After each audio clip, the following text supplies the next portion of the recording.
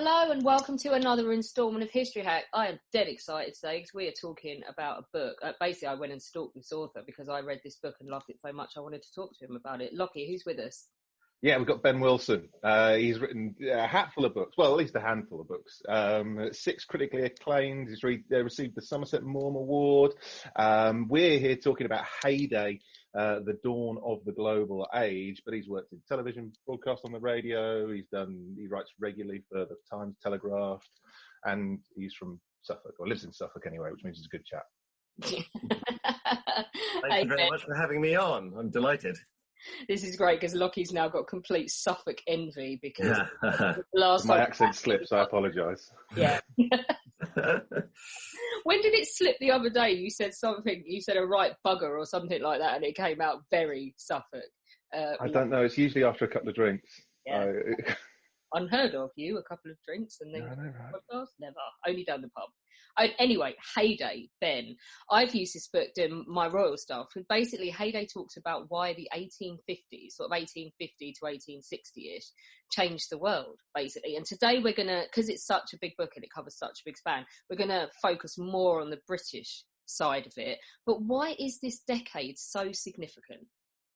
Well, it's significant, I saw, because it's a massive change of technology in the world. I put technology front and center of this book because it's, as the Victorians at the time saw it and described it as the annihilation of time and space, with the emphasis on time, because this is the beginning of electronic communications. So the book starts in 1851, which is famous as the year of the Great Exhibition, but also of the first telegraph cable that goes underwater, connects Britain and France.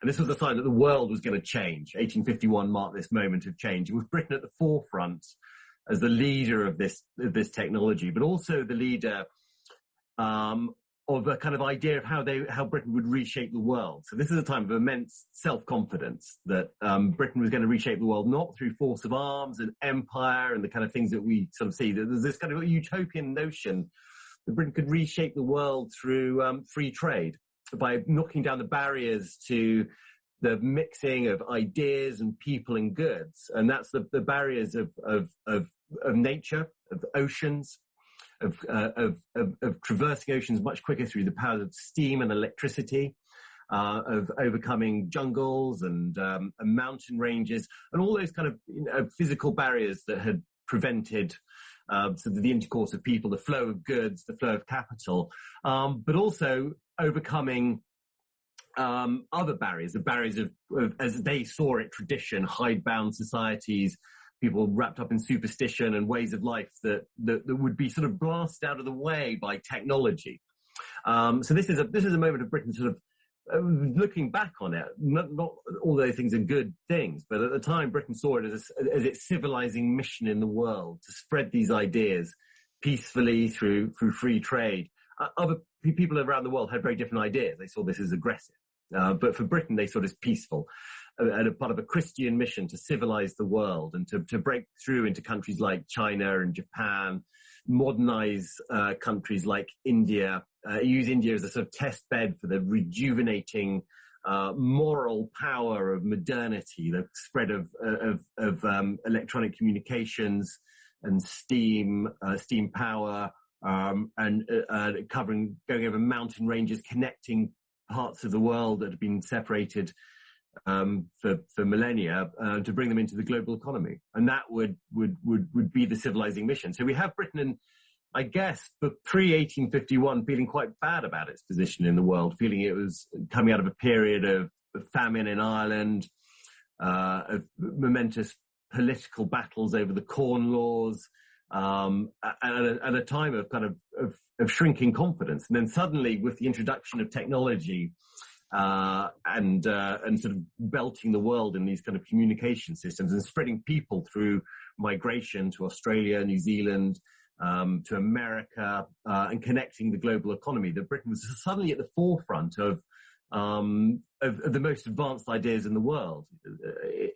They saw in looking around the world, they saw a Europe that was where revolution had failed, where democratic and nationalist ideas had been defeated in 1848 and the aftermath of that, and an America that was in political crisis, and riven by divides over slavery and its expansion west. The Britain was, with its ideas of laissez-faire and free trade and liberal economic policies, was going to bestride the world and spread these ideas. So there's suddenly this awakening of confidence and sort of self-belief in the 1850s that I saw doing this book as a sort of time, a unique time in British history of Britain being involved in the world and having a degree of influence over the world that it never had again. Even though it had a bigger empire later in the 19th century, its kind of influence, its soft power influence was immense in the 1850s, and its sort of desire to change the world. Towards the end of the century, this becomes a period it becomes much more bloody and much more driven by war and conquest and sort of ideas of imposing these ideas by force if people won't accept them, which I think we'll come on to. That's sort of the darker side of this. But at the time, it felt like Thomas Hardy, the novelist, called it a transition point in human history of a sudden awakening of science. So all these things are kind of, I think, a kind of forgotten period in British history, because it's much more the 1850s. If you're Chinese or Indian or American or countries like Italy and Germany, these are times of kind of national consolidation. They're times when those countries came into being. So they're sort of the 1850s is remembered more as a sort of transitional decade. So my aim in a Heyday was to show how transitional this was for Britain as well. Is there a way of sort of explaining what the British Empire kind of was before this transitional period? I mean, I understand the kind of technology and the kind of optimism coming in. I mean, what are we moving from to move into that world? Well, the British Empire specifically. The British Empire was, it had consolidated its power in India, most obviously, and it had a chain of ports and naval bases around the world. The emphasis on the British Empire in the 1850s was less about territory and more about influence. So the places that it was most interested in opening up were places like China, Burma, Japan, using soft power without the bother and expense of imperial conquest. The trouble was that the more you're going to get involved in trying to do that for a soft power way, you end up following it up with military power. So for all the talk about peace and spreading these things incrementally, it became necessary to intervene by force. India is probably the classic example, right? It was run by a company up until the end of the Indian Mutiny Rebellion in 1857. And there was an idea that it could be opened up through sort of the power of modern technologies. When India rebelled, it was partly in response to this. There were many causes for it, but one of the main causes was this attempt to very, very quickly modernize India. And then you get an awakening of imperial desires because of the way that the campaigns in India were reflected in the British press, and this kind of awakening of a kind of imperial idea. So you can see very quickly how a sort of idea of let's all change the world through peaceful influence suddenly becomes a much more hardening of imperial desires. And partly that's done through the press, which the press was becoming much more powerful at this time. It was connecting across the world. It was able to, by the end of the decade, with the increase of telegraphs and things like that, it was almost able to report stories in real time. And there's an explosion in the popular press, especially the kind of more papers that appeal to the jingoism of Britain. So one thing follows the other. The kind of we've seen this in our own time almost. The way that we see a kind of liberalising and kind of utopian idea about technology can lead to a darker side of that.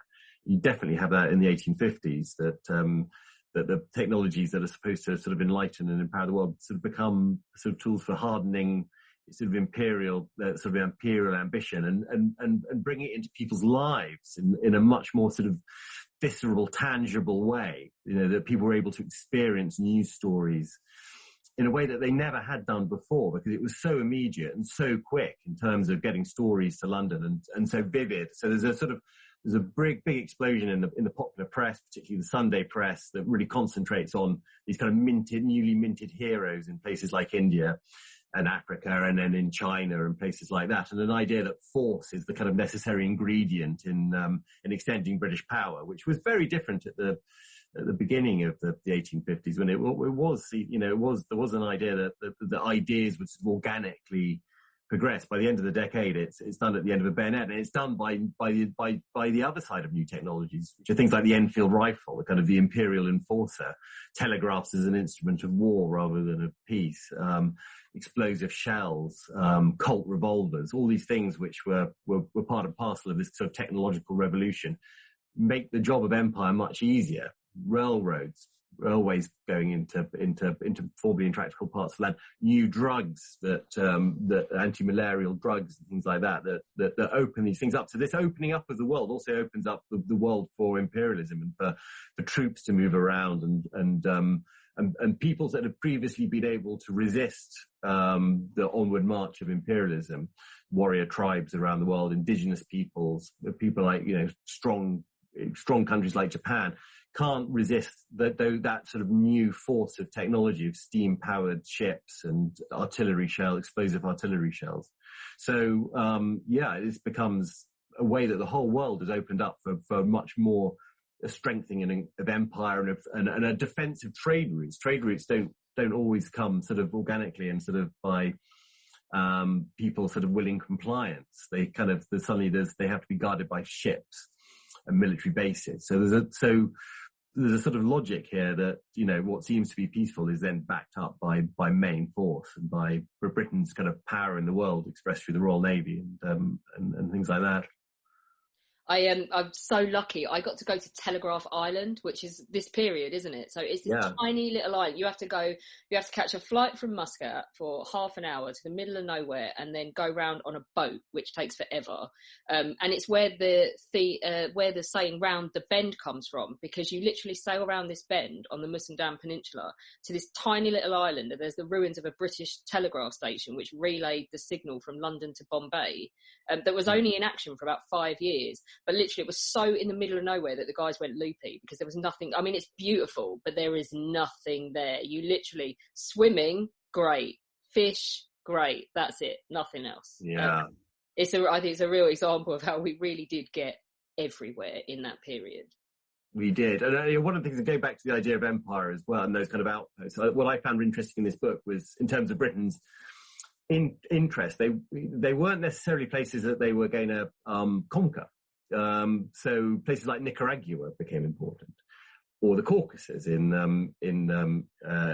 part of the Russian Empire. There's these little sort of parts of the world that suddenly become strategically important. So Nicaragua was important because it was contested between Britain and America, and it was part of the route that connected the eastern seaboard of America with California, where the gold rush was going on. So suddenly Britain and America come to blows over Nicaragua because they both want to control this vital strategic part of the world without actually adding it to the empire. So that's a kind of classic example, I think, of an imperial sort of a hidden thing that we don't, when we look at the kind of the map of the British Empire in its pomp, you forget places like Nicaragua being actually really important and a flashpoint between Britain and America. So Britain was very kind of interested in places like little telegraph stations suddenly become strategically important, and places like one of the kind of the linking parts of the world, as I saw it, was a little rocky outcrop of Newfoundland, which was where ships would go past from Liverpool to New York.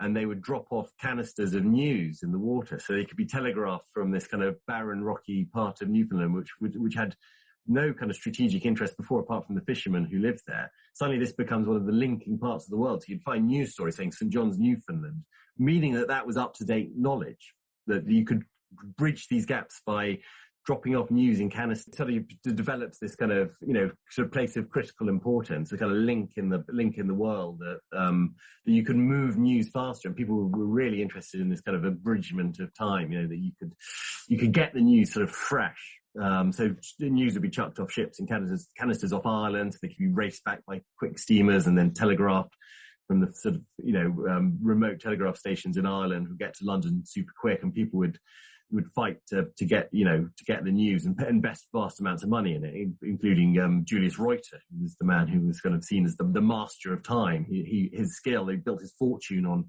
closing these gaps of having steamships ready to grab the news, literally fish it out of the water and telegraph it to London, move markets, sell newspapers. This was the sort of the great sort of the biggest change at this time. And the thing that connected Britain to the world was kind of being at the epicenter of this kind of news and information revolution, this flow of knowledge and data that was going around the world. Britain wanted to be kind of at the center of it and position itself at the center of it. There was this feeling that the world would that information flows would change the world, and if you could, the sort of empire, it was a sort of empire of news and knowledge and infrastructure, which people were most interested in at the time. As I say, a lot of this was short-lived. It's a prelude to a kind of great sort of splurge of imperialism towards the end of the century as a competition. But the 1850s has a very different quality to it, I think.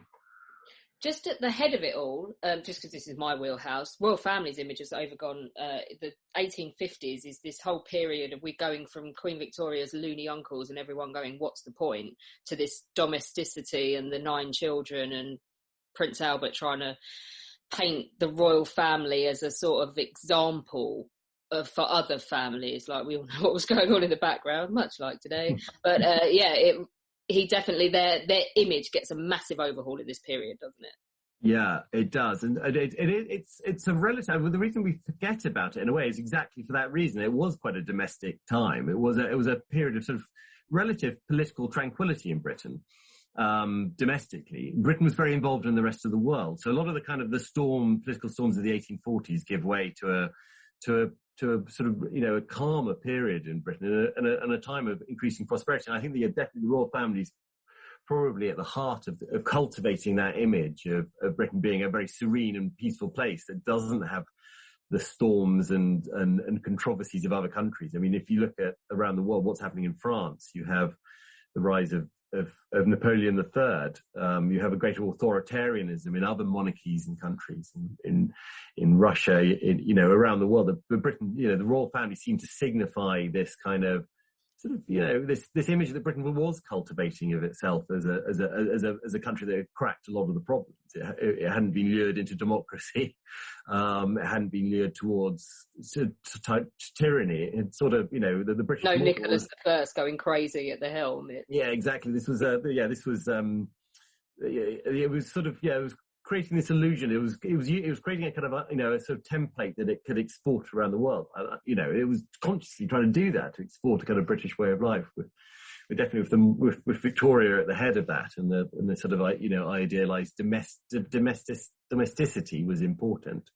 And creating this kind of idea of, there was a lot of books and things like that about the ideal woman, as well as the ideal man. The ideal woman supported this man who was going out into the world to kind of conquer the sort of the storms of a kind of ultra-liberal, laissez-faire world that was dominated by market forces. And there was an idea of manliness and muscular Christianity, and there was a greater move for women to become more of a domestic kind of goddess in a way. There was plenty of stuff like that, and with Victoria as the figurehead of that, it was a very sort of matriarchal kind of concept of manly men going out into the world.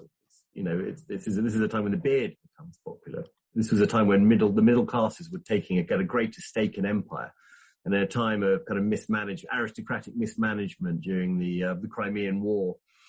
The heroes of the Indian Mutiny, and this was seen as a glorious time for Britain, and it was seen as a glorious time for the British middle classes.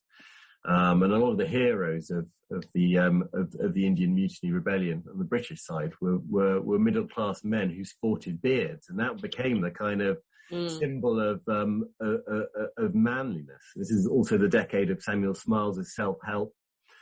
This idea of you stand on your own 2 feet, you go out and subdue the forces of the world, and it's a kind of middle class thing. So we have a kind of you have the royal family aping the middle class, don't you? Absolutely, yeah. And this is seen as a time of middle class triumph. This is the triumph of the engineer, the inventor, the businessman, which contrasts very strongly with other times. And it was seen as this symbolizing this change, this transition from a kind of aristocratic society this is how it's reflected anyway. The truth might be very different, but this is certainly how it's sort of reflected. That this is an idea where character is important, not birth.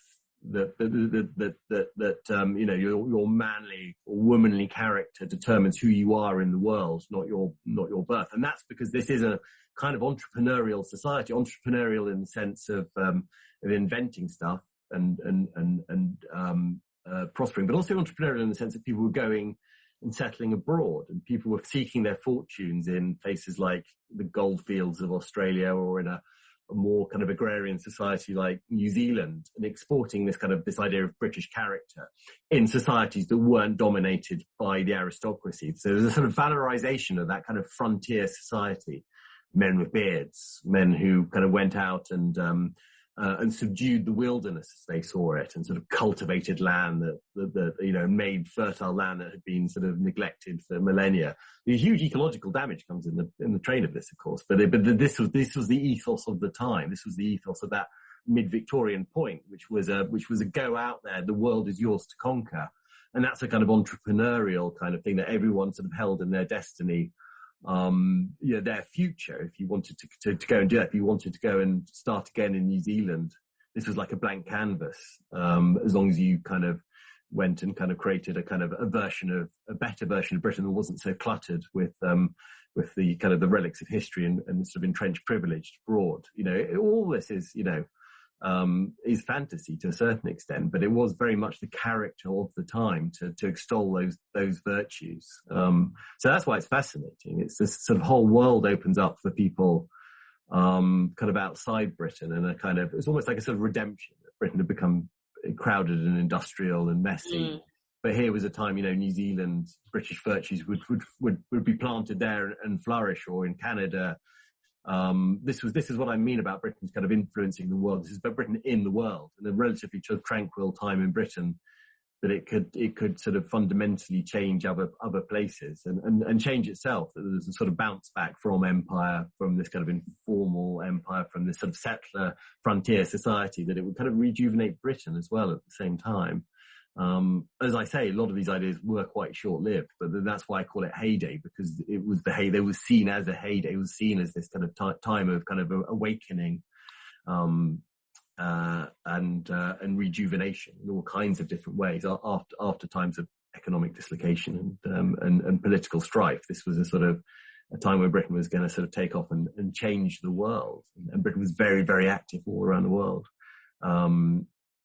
And that became part of it, very ingrained in our national culture, and it has probably never left. That idea of sort of standing on our 2 feet, and idea of a global Britain really comes from this time. This kind of popularization of these ideas as Britain being very active in the world and having something to contribute. I'm glad you mentioned Australia. I was just about to ask about places like that. I've got pages of notes in front of me because I'm looking at the Australian Army in the First World War at the moment, and the old cliche about they're all 6'4", bronzed, athletic, strong men kind of still persists with them. But that kind of fits in, I suppose, with what you're saying. It's not all good though, is it? Around? I mean, what about wars? The most obvious one that kind of springs to mind is Crimea.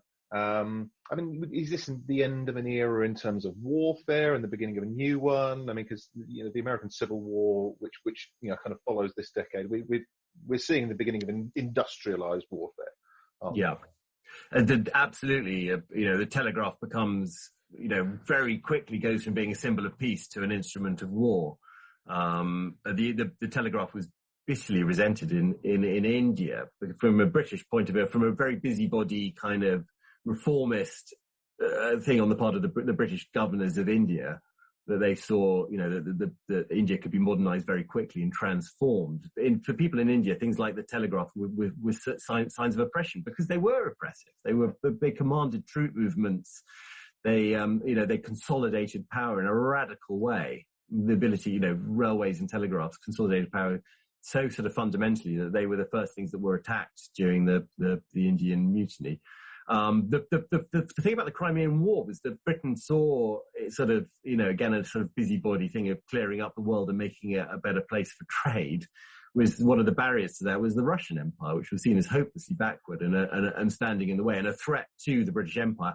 And the Russians saw themselves as a sort of alternate model to the sort of rapacious British capitalism, that Russia had a different role to play in the world. So there's a sort of massive kind of geopolitical implications of the Crimean War. And the British thought it would be if we're armed with all their new technologies and things like that, they saw this kind of what they promoted as a kind of righteous war against Russia.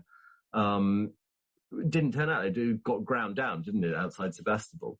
But also the other sort of thing about the Crimean War, which I found interesting, was the huge victories that Russia had in terms of becoming an Asian power. Managed to carve out a huge Asian empire for itself at the same time as Britain was trying to carve out a kind of a sphere of influence for itself in the Pacific around Korea and China and Japan. This is a forgotten aspect of the Crimean War, I think, its global character. And this is what my book is about, to an extent, is all these kind of interconnected things. There was also a connection between the Crimean War and the Caribbean. The America, there was a fault line between Britain and America, the United States of America, during the Crimean War over Cuba and places like that. So this is a real sort of global war, and the world, this kind of intermeshing of the world had made it, made these flashpoints much more likely.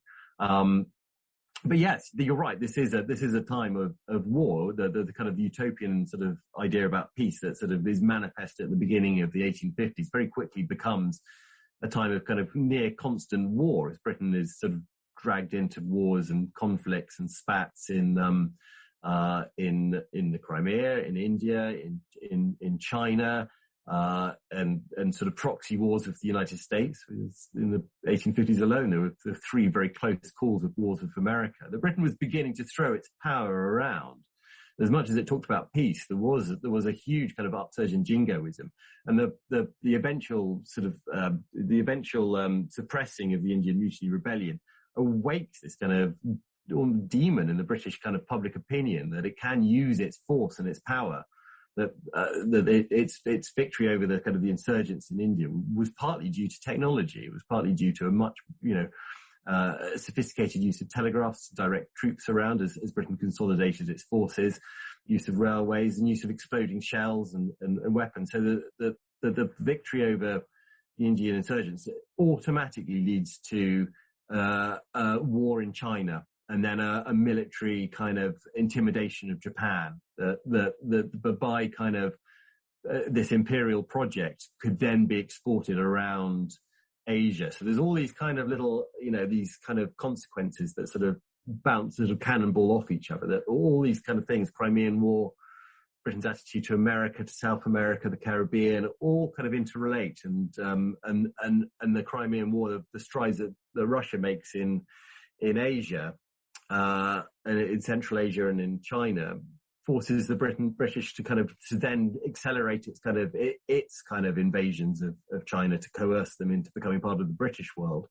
This what starts as peace becomes a fight between very different competing views of the world, with Russia really as a kind of promoting itself as a bulwark to the kind of what they see as a sort of the criminal and untoward efforts of Britain to get to put its fingers into every pie around the world, using its industrial dominance and its dominance in shipping and things like that to influence the world. Let's talk about using power and influence and knowledge for good. There are huge strides in health and sanitation in this era, aren't there? Including the point where is it the point where they make the connection about what causes cholera? And therefore, it just changes the game in terms of people's health and disease, doesn't it? Yeah, absolutely. I mean, you're talking John Snow and making the connection between the water pump in Soho and cholera. Yeah, this is the age of the great stink of London, where the Thames was turned into an open sewer. Did they have to? I read that they had to, at the Houses of Parliament, they soaked bed sheets and like bed covers in sweet smelling stuff, and like had to hang them at the windows because it was so bad. It was so bad, yeah. And there was a sort of moment in the House of Commons where MPs are kind of covering their faces as this sort of stench from the Thames kind of overwhelms Parliament. Saying, we've put telegraphs around the world. we've subdued India. Can't we just sort out the Thames? Yeah. And the minister stands up and says, well, we're liberals. We don't, it's not the power of the British government to tell people what they should do with the Thames. So this was the kind of, this is kind of what happens when you're so wedded to these laissez-faire ideals that, you can, sort of this ideology of free trade and non-interference. And you can't even bear to be in Parliament. And so this is a sort of totemic battle, really, between what is the legitimate power of government in keeping people alive and stopping the capital, the financial capital of the world as it promotes itself, stop it being such a sort of dingy, horrible, dangerous place that kills people. Because you've got the rookeries and things still, haven't you, at this point? You've got the rookeries. This is the age of Manchester as Dickens's Coke Town. Vast sort of pollution, misery, the growth of slums and danger and disease and things like that. But I mean, there's then these kind of the great kind of works of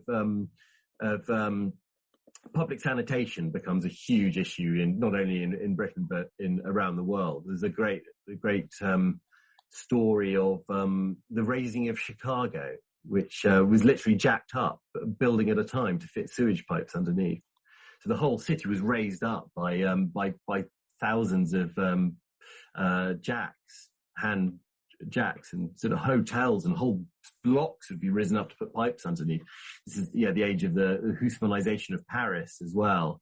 Suddenly, an idea that technology can be enhanced to kind of engineer retrofit cities, in the case of London, to make it more sanitary. And actually, here was another, if we're talking about barriers, the barriers of disease are sort of no less than the barriers of oceans and mountain ranges and the great distances that separate parts of the world that Britain's interested in. The problems are also at home, and this is also a barrier to progress. And it got in the way of this idea of Britain being at the vanguard of progress. It was a massive, massive embarrassment. This is an age of the beginnings of public parks, places like Victoria Park in East London, the preservation of Hampstead Heath, create these lungs for the city, and above ground and below ground with the great sort of sewage works, sewage pipes and things like that, pumping stations. I think that's part of how people saw themselves at this time, that it was a time of breakthrough and progress, and you should live up to those ideals of science. Science was becoming a sort of leading, a leading kind of thing in society, because it was progressive, because there was this idea of a kind of infinite progress. And that's what I want to get across about the 1850s, was this idea that that there was the progress was exponential. The whole sort of riddle of it, everything was going to change. That this was a kind of a frontier in time, as Hardy said, and sorting out your sewage was a big part of that.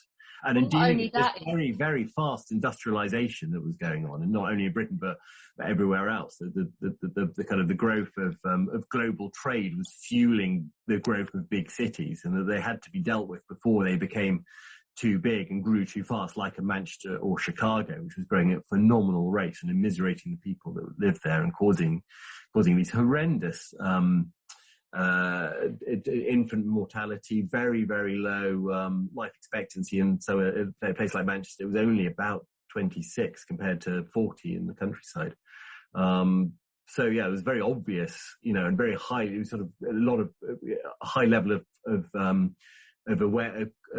journalism about how dangerous and how on the back of prosperity, we were also creating these kind of hellholes of cities that there was no kind of way of governing them or controlling them unless you put in some kind of planning. So that becomes bigger. It's a sort of back away from this sort of idea that the market market forces would sort out everything. It suddenly became very apparent that it didn't. I have to say as well, bigger ideas, 1859, isn't it? The Origin of Species. Yeah. There's all these kind of breakthroughs at the time. The more I kind of looked into this book, the more this age was crowded with big breakthroughs like that. The Origin of the Species, kind of comes at the end of the decade. At the beginning of the decade, it's the telegraph, but there's these, a number of big breakthroughs, and this idea of peace conquering the world at the beginning of the century does get taken over by war and things like that. By 1859, the publication of The Origin of the Species is obviously a big breakthrough for science, but the way it was used in the context of the time of the rise of countries that would rival Britain, the United States, Germany, France, around the world, this kind of consolidation of big countries into places that would challenge Britain economically, and the world had a very different idea of how the world should work. It was seen as a time of the survival of the fittest. The countries had to arm, get bigger empires, because they would face a kind of decline. They would unless they carried on surging forward, arming, becoming more powerful, then they would lose out in this race. So the Origin of the Species comes at a kind of critical time in kind of global politics, because this is the beginning of the sort of America's descent into civil war. It's the beginning of the unification of Germany and Italy. And it says that the world is a bigger, darker, more dangerous place towards that decade. And Darwin's ideas play into that, the way they're kind of used and abused by people. It becomes a reflection of, in the 1860s, as a time of harder nosed struggle and countries arming against each other and racing each other in industrial and military terms. It's a time of real kind of intellectual soul searching as well. One of the things I like about this period is there's a lot coming in from the Middle East as well. And, alongside Origin of Species coming out, you also have kind of translated cuneiform tablets from Mesopotamia, teaching us about the Great Flood. And the kind of, the two don't necessarily mesh. I go off topic a little bit. I'm supposed to be asking about things like railway stations. No, but it's fine, because it's that whole, we were talking before we came on air, like a load of nerds, about the dinosaurs. And one of the major points of Deborah Cadbury's book, which we were talking about, The Dinosaur Hunters, is that the argument between, oh my God, if there's evolution from dinosaurs and there was something here before us, then the Bible's not real. And that trying to balance the religious beliefs and tradition with this advancing idea that before we were there were big walking roaring lizards around, which it's messing with their heads in this period, isn't it? Yeah, absolutely. And it's kind of the opening up of a lot of the world, a vast amount of territory, right? So this is an age when people surge across America. The opening up of the Midwest of America, the sort of central part of America, and going out to California and Oregon and places like that, just by the sheer force of people, the amount of people who are traveling across those lands, wreaking kind of havoc on indigenous peoples and on the local ecologies, but also opening up places for big, discoveries, including dinosaur bones, because people are farming and exploiting and mining new places. There is a kind of amassing of knowledge that comes with that, and a sort of heightened desire to exploit newly open lands to their fullest and furthest extent. And it's there's a sort of interconnection of things. So gold being discovered in California in the late 1840s, and then gold being discovered in Australia in 1851. Means there's a lot more gold in the world for sure, but it means there's a bigger movement of people, and then on top of people there's a race to develop faster ships, like clipper ships and things like that, to bring goods to people, get people out to the gold fields faster, to bring them commodities. So, and those things become permanent, they're fixed. Gold has this big multiplier effect as a sort of symbol of the time, a symbol of this sort of hope and prosperity that's going on, but also it brings people to places much quicker. And establishes trade routes that, and there's a much more of when you've got gold thrown into the equation, you've got a much more, the speed connecting the world has a much higher premium on it. So you get all these interconnected movements around the world, and movements of shipping, fast ships and things like that do open up vast tracts of the world for exploitation. So it's no surprise that you get a kind of, on the back of that, a discovery and of things like dinosaur bones, but of new properties, of new kind of medicinal plants, of other people's history as well, like the cuneiform tablets and things like that. There's this kind of exploit, open up, get in there. That was the kind of sort of the motivating forces of this time, was to bring this information and sort of catalog it and find it and exploit it. There's this sort of more sort of manic kind of like let's find out what's in the world as the world is opening up and becoming more exploitable and interconnected. I suppose that does then bring us into a discussion on modern London and infrastructure and things like rail and underground and the creation of the modern city. And this period is crucial in that as well, isn't it? Yeah, definitely. It's one of the kind of the sort of railway revolution starts in Britain much earlier in the 1840s, right? That's a sort of great thing. Britain brings the railway to the rest of the world in the 1850s, really. It's British investment mainly, that the amount of British money that's sloshing around the world is extraordinary. That's what brings Britain into all parts of the globe as a major investor in railroads in Illinois or in Latin America or in Russia or all around the world. There's sort of British money finance, but also British technology and know-how. But it does. It fundamentally reshapes cities. There's the Great Exhibition happens in London in 1851 with the huge millions of visitors going, and that's only possible in Britain because there's a sophisticated rail network. And people sort of commented on the use of telegraph and railway going together, that this weight of traffic of people wanting to go to London was managed by a sophisticated, control of telegraphs managing a kind of weight of rail traffic coming into London.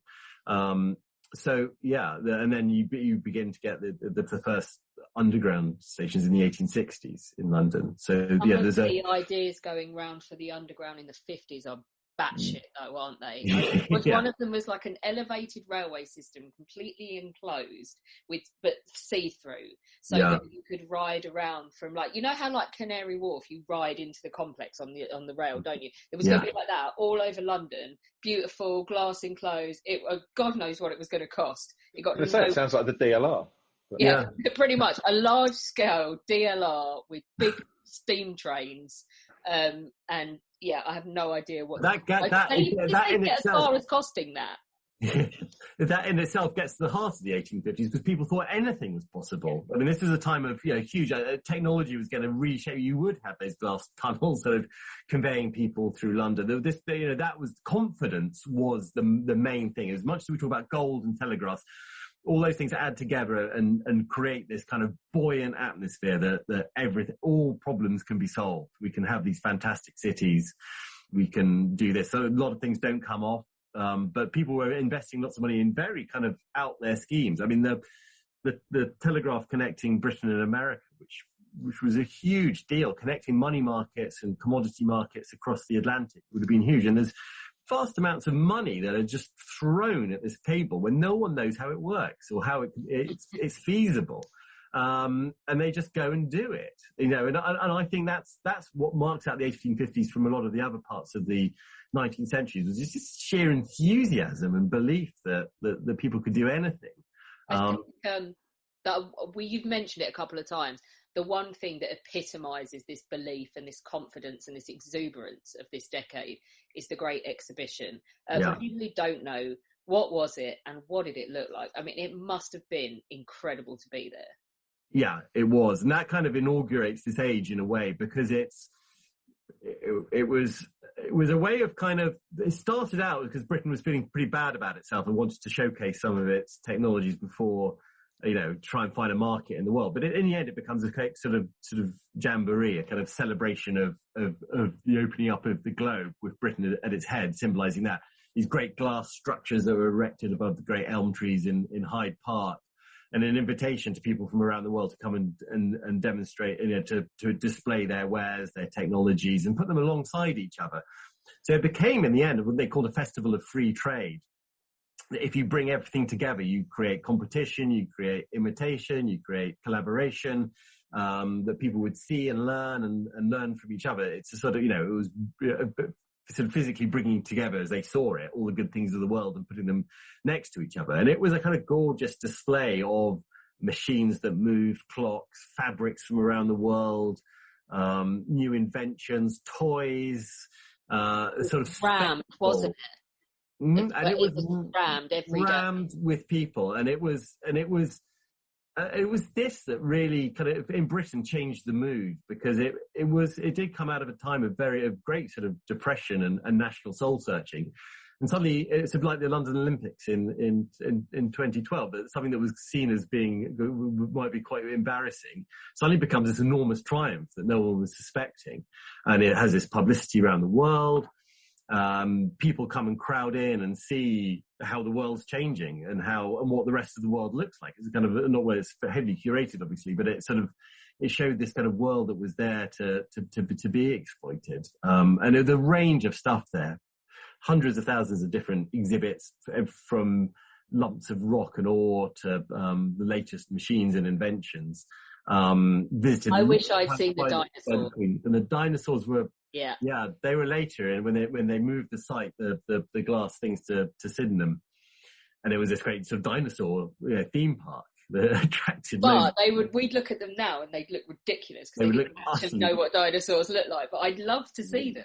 Yeah, but that was another kind of all those kind of exhibits were signs of the world opening up, whether they were dinosaurs or the latest gadgets. They were signs that we're kind of masters of the world. We can kind of control and exploit and do everything to the world. But it was the publicity that the Great Exhibition got around the world. That really Britain saw itself suddenly being at the centre of the world, and it changed it. And it's the thing it does is change the mood and the temper of the time so fundamentally that what was just a sort of trade fair becomes a kind of a living symbol of what the world was becoming, and how you could go and play with telegraphs. The Queen went and sort of sent messages on telegraphs, and was kind of amazed by how quickly, and it coincides pretty much. It's the same year as a lot of things happened in 1851, but it's the same year as that cable that connects Britain and France and shows that submarine telegraph's possible. But that's based on a kind of a material that's only just being exploited called gutta percha, which is the thing that makes telegraph. It's the only thing that can make telegraphs waterproof, that allows you to send messages underneath ocean beds. The gutta percha is everywhere. It's all over the Great Exhibition. It comes from Malaysia. It's this rubber that hardens and then can be shaped. It was used in all kinds of industrial processes. It was used, just type in gutta percha to eBay and you'll find a world of Victorian knickknacks, buttons, brooches, bits of furniture. They were used as a substitute for whale bones, as hoops in skirts. How much of this stuff have you bought off eBay? I've quite a lot. So my favourite bit is a medallion made of gutta percha showing Giuseppe Garibaldi, who was also a great hero of the age of this man, and sort of takes history by the scruff of the neck and unifies Italy. So I got the kind of the man of the age kind of in the material of the age. But gutta percha is kind of forgotten, but a lot of huge factories in East London that produce this sort of sticky, smelly stuff that was brought from the Malayan Peninsula, and used as a kind of this was a sort of wonder material that could be used to change the world through kind of transatlantic or under sub-oceanic telegraph things, making knowledge instantaneous, but also had all these kind of domestic and industrial processes. So there's a lot of kind of gutta percha being displayed at this brand new material. This kind of this rubber that would change the world was being displayed at the Great Exhibition. There was also, one of the other things that was displayed there, which also sort of changes the world, was the Colt revolver. Has a fundamental impact on settler societies. That this was a mass-produced, easily cleaned and maintained personal weapon that could be used to open up great parts of the world. So, there's all kinds of stuff there. It's this kind of massive kind of, deluge of sensory experience of modernity. What's interesting also is what I found interesting about the Great Exhibition was the way that these gadgets were dressed up were made to look really old. So you'd have telegraphs, which were the kind of, the brand new world-changing technology that people were kind of utterly amazed by in 1851, that telegraphs were poised to just change the way the world worked, but you'd make it look like an antique bit of furniture. I love that about that sort of time, that it was, that they kind of masked this kind of, the white heat of technology in sort of mahogany in casings to make it look old and stuff like that. But yeah, the Great Exhibition and the sheer number of people that went there, and it became this kind of, and it was widely imitated in there was a Exposition Universelle in Paris later on. That this becomes a kind of way of putting places on the map and having and the beginning of mass tourism. Thomas Cook. He's already done temperance outings, but he begins to make his fortune by bringing people to the Great Exhibition on package holidays, so they can, all-inclusive holiday to go and see this great kind of work, this kind of unfolding of the future in front of people's eyes. It really sets the tone for the decade, this great event. And as I say, it really sours by the end of the decade. But at the beginning, it's shown as that that people said this was the greatest event in the history of the world. We sort of look back on it because there's been lots of other sort of similar big kind of parties and things like that. But at the time, people said this was the thing that would change the world. They said, when the pyramids get sort of worn down by the elements and disappear, people will remember the Great Exhibition and they'll forget about the pyramids. I mean, that was the level of arrogance and kind of hubris involved in. It was a big living Wikipedia, isn't it? We could just look all that stuff up now. They couldn't. Yeah, no, but the important thing is to understand, that here was knowledge, all put in one place. But here were people cooperating and people, they were talking along the lines. People used to, other countries used to encounter each other, it was when they were fighting each other in wars. But here they are coming together peacefully. And it was almost as if war would be abolished and people would just go, oh, look, I want your stuff. Let's trade for it with my stuff. And, that's why it was such a utopian age, because people were besotted by this. The 1850, what I was really interested in, I sort of collected lots of examples of this, were people who look back on the 1850s and said, what a great time to be young.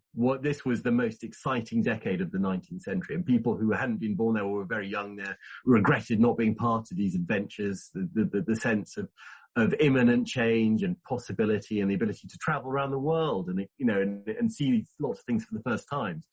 The people were, they were sort of besotted by this time. It was this time of huge excitement. And we're used to looking at things in terms of decades, about the 60s or the 90s or whatever.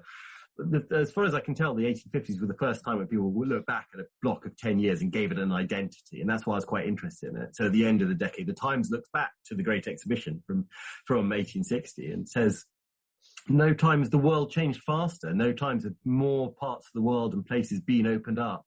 No time has prosperity increased at such a fast rate.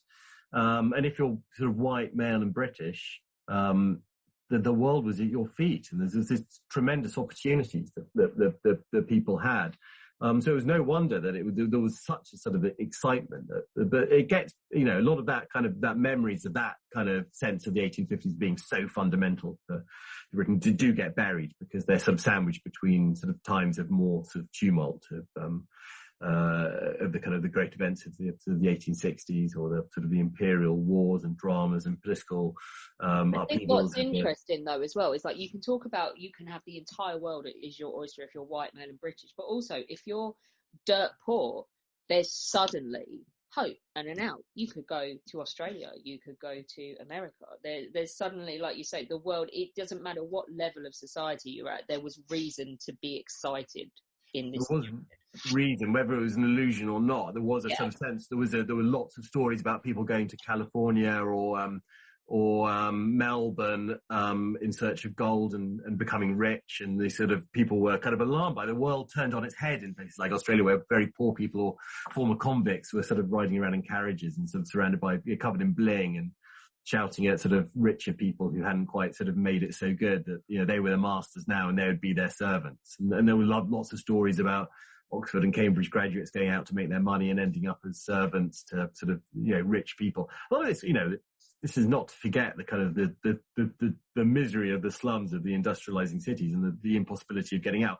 But a lot of people did, and it wasn't just gold. It was the chance to own land in America, or to be part of what I see as one of the defining characteristics of this time. It wasn't the kind of the settler frontier, it was the urban frontier. It was these planting of cities across America and Australia and New Zealand that people believed in progress. So don't go and start a farm, go and start speculating in real estate in a kind of make-believe city in the middle of nowhere. which is what people did. And you had these boom towns and things like that, populated by a lot of British people, but a lot of people from around the world. It's a very kind of cosmopolitan kind of feel of these settler societies where people believe that, that you plonk your city in there and then the railway would come along and make your fortune.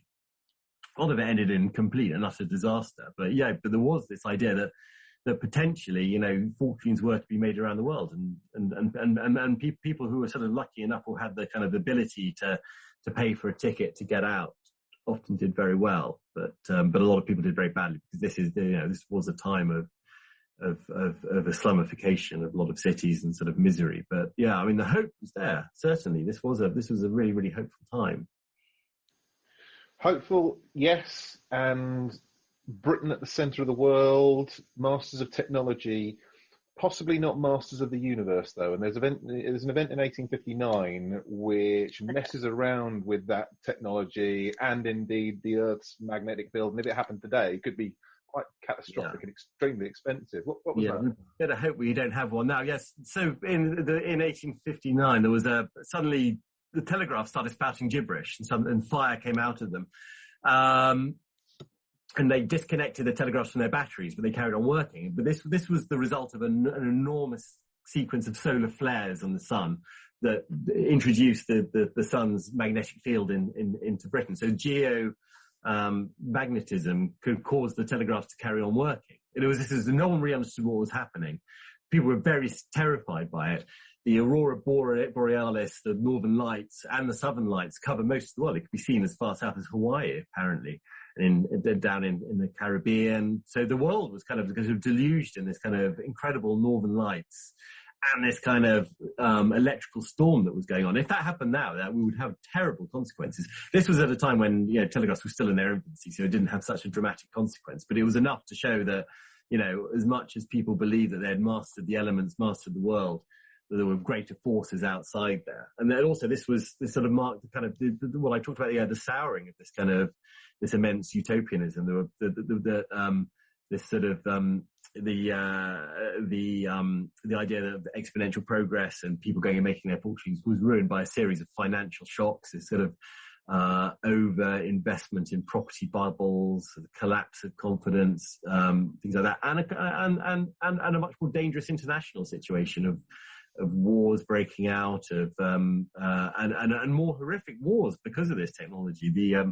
The American Civil War is an industrialized war because of these new technologies, and this electrical storm, because it coincides at a time of great kind of uncertainty and fear about the future, been very, very different from the spirit of the Great Exhibition. Suddenly, there's a darker kind of complexion is put on the solar storm and its consequences, because this is suddenly seen as entering a sort of a much darker and dangerous and more unpredictable time. So that kind of the sort of unbridled kind of crazy optimism of the 1850s kind of meets its nemesis, and then the electrical storm is a kind of almost like a symbol of that kind of darker time coming, a kind of more unpredictable thing that maybe you can't control the world, maybe peace isn't going to break out, maybe it is going to go back to a more vicious and nastier time of war, fueled by these new technologies and sort of the horrendous killing power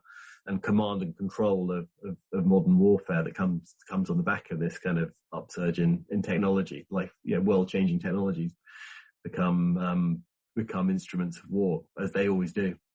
I love that. I just love that you've had this whole decade of people slapping themselves on the back, and man is really chuffed with himself the world over. And then the universe just says, hang on a minute, yeah, nature. Your station. Kind of always, I guess that's the story of human progress, isn't it? This kind of optimism, and then you crash into the natural limits, and then you reach nemesis. Thank you so much, Ben. This has been so much fun. For completely indulging me and coming on and discussing this. The book is fantastic. It's called Heyday. What's the subtitle? The Dawn of the Global Age. Yeah, the making of the global age, I think. Yeah, that's it. Yeah, so it'll be on our bookshop page. It is amazing. It's a brilliant sort of snapshot of 10 years in time, and I love it. Like you say, there's bad times to come, and it really is. It's called Heyday because it's the height and it's the best people feel, but it really is such an engaging snapshot of the time, and it's so full of anecdotes and colour. I know Lockie's really enjoyed it as well, so thank you so much. Thank you so much. It's been great. Don't forget that we do exist on Patreon as History Hack and on Patreon as well, which is Podbean's own version. Alina and I have had massive fun doing this in 2020, but life's going to change quite a lot next year and we're going to actually have to go and earn a living, etc. If we want to keep up the regularity that we've been bringing you and the kind of guests that we've been bringing you and the workload, then we will need your help. So if you join... There's going to be incentives for joining on either of those platforms. We're revamping ourselves on both of them. So don't forget to go in. You can do as little as $1 a month, and it all goes towards keeping up History Hack as regular as we've been able to bring it to you this year. When our guests join us to talk about their work and their new book, the 45 minutes or so they spend with us is just a taster of all their efforts. So to this end, we have launched our very own bookshop on bookshop.org. where you can find our guests' latest and greatest books. You can support them and you can support History Hack too. 10% of every sale via our bookshop supports the podcast and allows us to keep at it and bring you more amazing guests. You can find our bookshop at bookshop.org/shop/hack history, or just search on bookshop.org for us under the shops bit. Thank you for your continued support, and here's to your next great